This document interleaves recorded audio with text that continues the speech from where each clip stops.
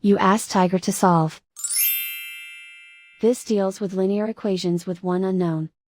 The final result is w equals -2. Let's solve it step by step. Simplify the expression. Simplify the arithmetic. Group all constants on the right side of the equation. Subtract 19 from both sides. Simplify the arithmetic.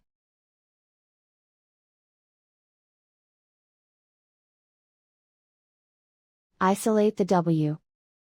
Divide both sides by 18. Simplify the fraction.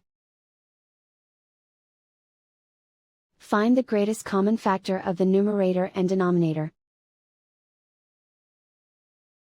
Factor out and cancel the greatest common factor.